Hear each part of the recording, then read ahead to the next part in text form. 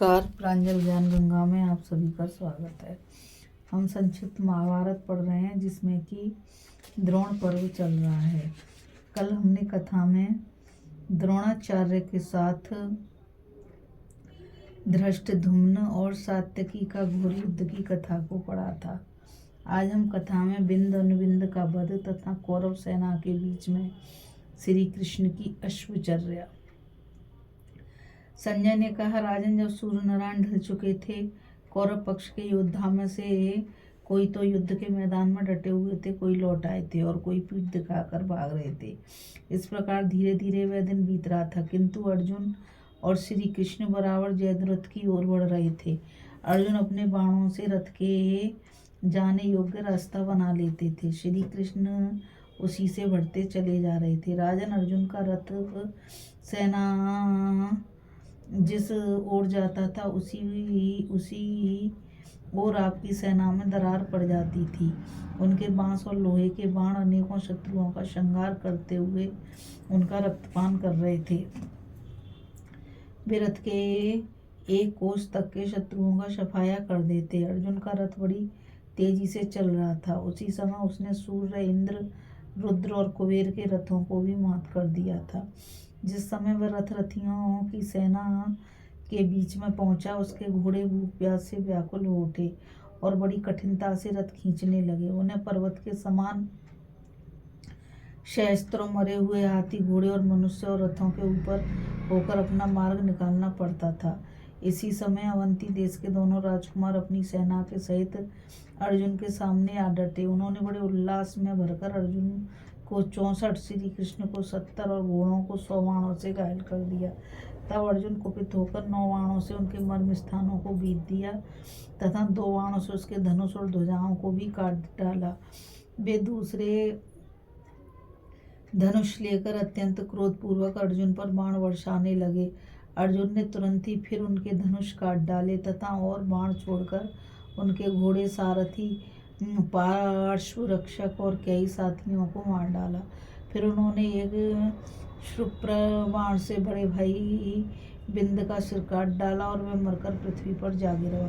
बिंद को मरा देखकर महाबली अनुबिंद हाथ में गदा लेकर रथ से कूद पड़ा और अपने भाई की मृत्यु का स्मरण करते हुए उससे श्री कृष्ण के ललाट पर चोट की, किंतु श्री कृष्ण उससे तनिक भी विचलित ना हुए। अर्जुन ने तुरंत ही 6 बाणों से उसके हाथ, पैर, सिर और गर्दन काट डाले और वह पर्वत शिखर के समान पृथ्वी पर गिर गया। बिंद और अनुबिंद को मरा देखकर उनके साथी अत्यंत कुपित होकर सहस्त्रों बाण बरसाते अर्जुन की ओर दौड़े। अर्जुन ने बड़ी फुर्ती से अपने बाणों द्वारा उनका सफाया कर दिया और वे आगे बढ़े। फिर उन्होंने धीरे धीरे श्री कृष्ण से कहा, घोड़े बाणों से बहुत व्यतीत हो रहे हैं और बहुत थक गए हैं। जयद्रथ भी अभी दूर है। ऐसी स्थिति में इस समय आपको क्या करना उचित जान पड़ता है? मेरे विचार से जो बात ठीक जान पड़ती है वह मैं कहता हूँ, सुनिए। आप मजे से घोड़ों को छोड़ दीजिए और इनके बाण निकाल लीजिए। अर्जुन के इस प्रकार कहने पर श्री कृष्ण ने कहा, पार्थ, तुम जैसा कहते हो मेरा भी यही विचार है। अर्जुन ने कहा, केशव, मैं कौरवों की सारी सेना को रोके रहूंगा, इस बीच में आप यथावत सब काम कर लें। ऐसा कहकर अर्जुन रथ से उतर पड़े। बड़ी सावधानी से धनुष लेकर पर्वत के समान अविचल भाव से खड़े हो गए। इस समय विजय विलासी क्षत्रिय उन्हें पृथ्वी पर खड़ा देखकर अब अच्छा मौका है, इस प्रकार चिल्लाते हुए उनकी ओर दौड़े। उन्होंने बड़ी भारी रथ सेना के द्वारा अकेले अर्जुन को घेर लिया और अपने धनुष चढ़ाकर तरह तरह के शस्त्र और बाणों से उन्हें ढक दिया, किंतु वीर अर्जुन ने अपने अस्त्रों से उनके अस्त्रों को सब ओर से रोककर उन सभी को अनेकों बाणों से आच्छादित कर दिया। कौरवों की असंख्य सेना अपार समुद्र के समान थी। उसमें बाण रूप तरंगें और ध्वजा रूप भंवरे पड़ रही थीं। हाथी रूप नाग तैर रहे थे। पदाती रूप मछलियां कलोल कर रही थीं तथा शंख और दुंदुभियों की ध्वनि उसकी गर्जना थी। अगणित रथावली उसकी अनंत तरंगमाला थी। पगड़ियां कछुए थे, छत्र और पताकाएं फैन थे और हाथियों के शरीर मानो शिलाएं थी। अर्जुन ने तट रूप होकर उसे अपने बाणों से रोक रखा था। धृतराष्ट्र ने पूछा, संजय, जब अर्जुन और श्री कृष्ण पृथ्वी पर खड़े हुए थे तो ऐसा अवसर पाकर भी कौरव लोग अर्जुन को क्यों नहीं मार सके। संजय ने कहा, राजन, जिस प्रकार लोभ अकेला ही सारे घोड़ों को रोक देता है, उसी प्रकार अर्जुन ने पृथ्वी पर खड़े होने पर भी रथों पर चढ़े हुए समस्त राजाओं को रोक रखा था। इसी समय श्री कृष्ण ने घबराकर अपने प्रिय सखा अर्जुन से कहा, अर्जुन, यहाँ रणभूमि में कोई अच्छा जलाशय नहीं है, तुम्हारे घोड़े पानी पीना चाहते हैं। इस पर अर्जुन ने तुरंत ही अस्त्र द्वारा पृथ्वी को फोड़कर घोड़ों के पानी पीने योग्य एक सुंदर सरोवर बना दिया। यह सरोवर बहुत विस्तृत और स्वच्छ जल से भरा हुआ था।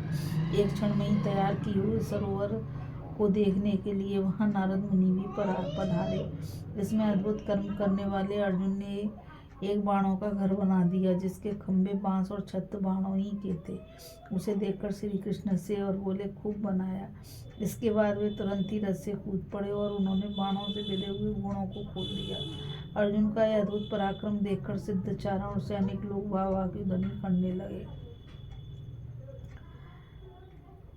सबसे बढ़कर आश्चर्य की बात यह हुई कि बड़े बड़े महारथी भी पैदल अर्जुन से युद्ध करने पर भी उन्हें पीछे न हटा सके। कमल नयन श्री कृष्ण मानो स्त्रियों के बीच में खड़े हो इस प्रकार मुस्कुराते हुए घोड़ों को अर्जुन के बनाए हुए बाणों के घर में ले गए और आपके सब सैनिकों के सामने ही निर्भय होकर उन्हें लिटाने लगे। वे अश्वचर्या में उस्ताद तो थे ही, थोड़ी ही देर में उन्होंने घोड़ों के श्रम, गिलानी, कंप और घावों को दूर कर दिया तथा अपने कमलों से उनके बाण निकाल कर मालिश करके पृथ्वी पर लिटाकर उन्हें जल पिलाया। इस प्रकार जब वे नहाकर, जल पीकर और घास खाकर ताजे हो गए तो उन्हें फिर रथ में जोत दिया। इसके बाद वे अर्जुन के साथ फिर उस रथ पर चढ़कर बड़ी तेजी से चले।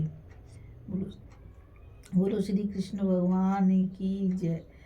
इस समय आपके पक्ष के योद्धा कहने लगे, अहो श्री कृष्ण और अर्जुन हमारे रहते निकल गए और हम उनका कुछ भी ना बिगाड़ सके। हमें धिक्कार है, धिक्कार है। बालक जैसे खिलौनों की परवाह नहीं करता, उसी प्रकार वे एक ही रथ में चढ़कर हमारी सेना को कुछ भी ना समझकर आगे बढ़ गए। उनका ऐसा अद्भुत पराक्रम देखकर उनमें से कोई कोई राजा कहने लगे, अकेले दुर्योधन के अपराध से ही सारी सेना, राजा धृतराष्ट्र और संपूर्ण भूमंडल नाश की ओर बढ़ रहे हैं। किंतु राजा धृतराष्ट्र की समझ में यह बात अभी तक नहीं बैठती। और पक्ष के वीर इस प्रकार बातें कर रहे थे, सूर्य नारायण स्थावल की ओर ढल चुके थे, इसलिए अर्जुन बड़ी तेजी से जयद्रथ की ओर बढ़ रहे थे। कोई भी योद्धा उन्हें रोक नहीं पाता था। उन्होंने सारी सेना के पैर उखाड़ दिए थे। श्री कृष्ण सेना को रौंदते हुए बड़ी तेजी से घोड़ों को हाँक रहे थे और अपने 5 जन शंख की ध्वनि करते जाते थे। यह देखकर शत्रु पक्ष के रथी बहुत उदास हो गए। धूल के कारण इस समय सूर्यदेव भी बहुत ढक गए थे तथा बाणों से व्यतीत होने के कारण सैनिक लोग श्री कृष्ण और अर्जुन की ओर देख भी नहीं पाते थे। इस कथा में बस इतना ही। अभी हम कथा में बिंद अनुबिंद का वध तथा कौरव सेना के बीच में श्री कृष्ण की अश्वचर्या की कथा को पढ़ रहे थे। अब हम आगे कथा में अर्जुन का दुर्योधन तथा अश्वत्थामा आदि 8 महारथियों से संग्राम। और मैं आपसे यही कहना चाहूँगी कि इस चैनल को ज़्यादा से ज़्यादा लाइक, शेयर और सब्सक्राइब कीजिए और कमेंट के द्वारा मुझे बताइए कि ये कथा आपको कैसी लगी। यदि इस कथा में कोई त्रुटि हो तो वो मुझे बताइए, जिससे कि मैं उसमें सुधार कर सकूं। और कल फिर मिलेंगे एक नई कथा के साथ। राधे राधे, जय श्री कृष्णा, नमस्कार।